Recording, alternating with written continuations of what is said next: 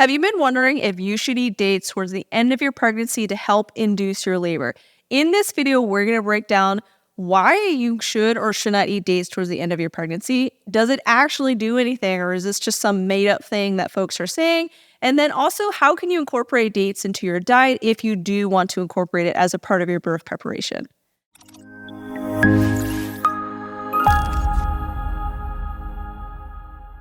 Hey, my name is Gina. I'm a perinatal fitness trainer and birth doula and currently pregnant with baby number 4. So I am starting to think about what type of things I want to incorporate into my prenatal routine to help me prepare for birth, and maybe dates is a part of it.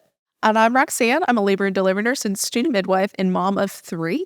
And when should I eat dates? How many dates? And does it even work? Is such a common question that we get on Instagram from everybody almost at the end of their pregnancy. How do I induce my labor? And can I eat dates? And how many can I eat? But before we share whether or not you should eat dates, just to have a little bit of suspense, I do want to share that my book, Training for Two, is now available for pre-order. Training for Two is all about how you can use prenatal fitness to help support you throughout your pregnancy as you prepare for birth. So if you want to check out Training for Two, head to the notes below to grab the pre-order link. All of your pre-orders are greatly appreciated, but the book comes out in September of 2024, shortly after, hopefully after, this baby is due and here with us. So I'll be about a week or 2 postpartum as I hold my brand new book, but we would greatly appreciate your support in our new venture. Why should people eat dates towards the end of their pregnancy? Is it beneficial? So yes, based off of evidence, dates have been shown to be beneficial at softening and ripening the cervix, potentially leading to spontaneous labor happening, or if you have to be induced, making the induction a smoother process because the cervix is already ready. One of the key factors within labor progress that they're looking for is, one, the dilation of the cervix. So that's the one thing everyone thinks about is the dilation. How open is your cervix on a scale of 0 to 10 centimeters? But the other factor that they're looking at is the effacement, or how thin and soft the cervix is on a scale of 0 to 100%. And this is probably, in my mind, a more of an indicator of when labor potentially is going to happen versus the dilation.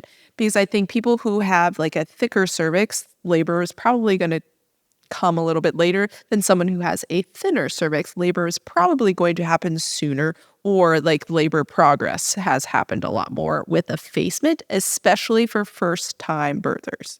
So there is some research that does support your cervical effacement is potentially a predictor of labor onset, while dilation does not. So if you do have that softer, thinner cervix, it's more likely that you will go into spontaneous labor a little bit sooner versus if your cervix is a little bit thicker. Now, when they say like if your cervix is like a certain thinness, you'll go before your due date. It could be like an hour before your due date, or it can be an hour after your due date. So it's not an exact number, but I also agree that your effacement, or how thin and soft the cervix is a much better prediction of whether or not labor is coming soon or not. Yes. So with that effacement, knowing that importance of the effacement, this is why dates have been shown to be beneficial. It's because dates help with that effacement of our cervix.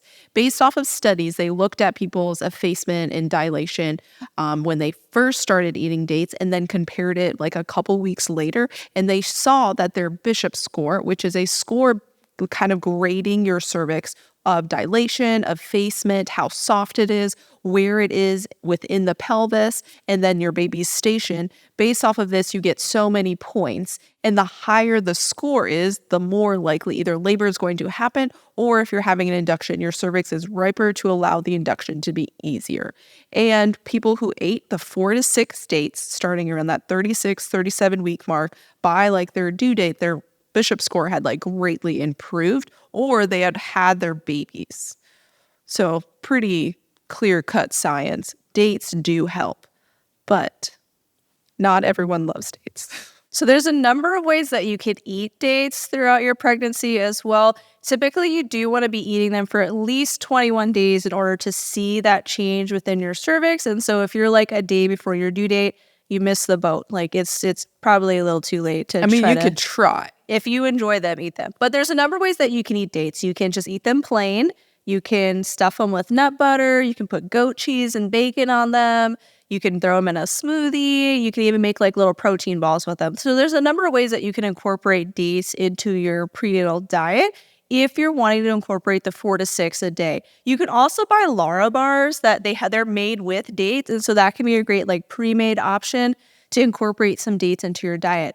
But is there any concern with eating this very high sugar fruit if somebody has gestational diabetes, for example? Yes, this is a really important question to discuss if someone either has like type 1 or type 2 diabetes or they have gestational diabetes.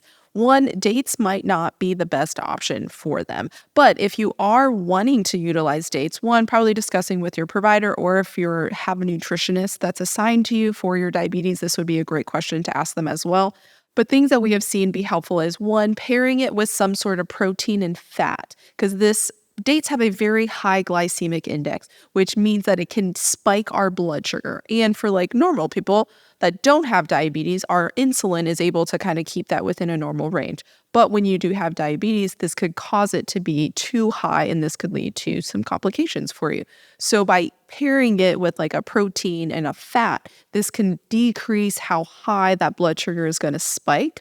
Also, when you eat the date, you can go on a walk shortly after, and this could also help decrease that spike that it could have on your blood sugar. So again, pairing it with a protein and a fat, and then combining it with some sort of cardio, whether that's walking or maybe going for a bike ride or doing something to kind of get your heart rate up a little bit, this can decrease how much it spikes your blood sugar.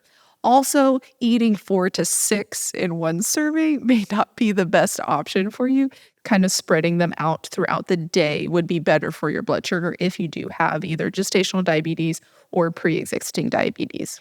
And when we're pairing dates with the protein and fat, you don't necessarily have to like combine the date with a protein and fat. You can have like eggs and then also eat some dates as well. So you don't have to like shove it all into one treat. You could have different things together. Other ways that you can incorporate dates into your routine is you can actually have it as a labor snack because it can be very nutritious to eat. It's like a good source of like quick energy for labor.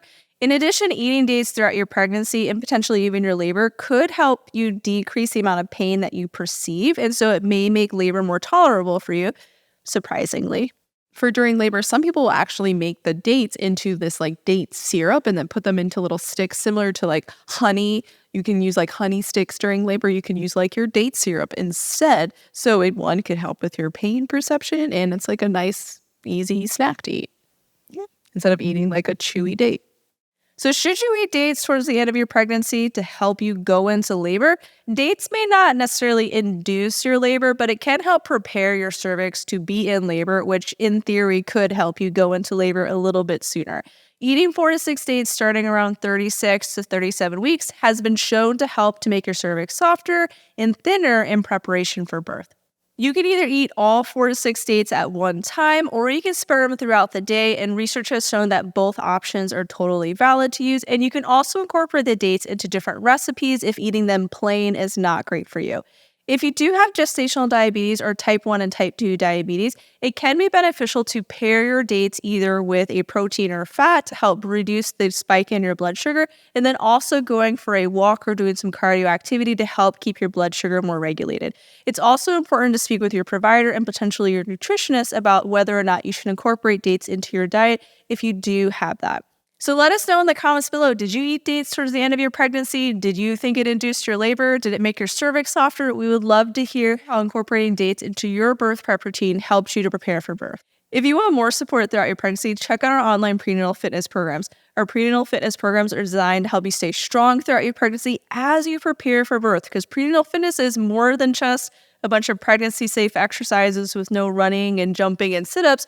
We also want to incorporate exercises into our prenatal routine to help us create more space within our pelvis, release tension within our pelvic floor, and also to help us have a more comfortable pregnancy. We offer our prenatal fitness programs in 2 formats. We have our app-based program, which is a self-paced workout that you can do, or you can join our on-demand program, which is going to be a workout video that you follow with at the same time. And if you're looking for a childbirth education course to help prepare you for labor and birth, check out our online childbirth education course. It is self-paced, so you can work through the videos, and they're all little short videos, so they're easy to process, where we cover the science of birth to help break down that mystery that's surrounding birth and make it less scary. We discuss labor positions, birth options, as well as things your partner can do to help support you through childbirth.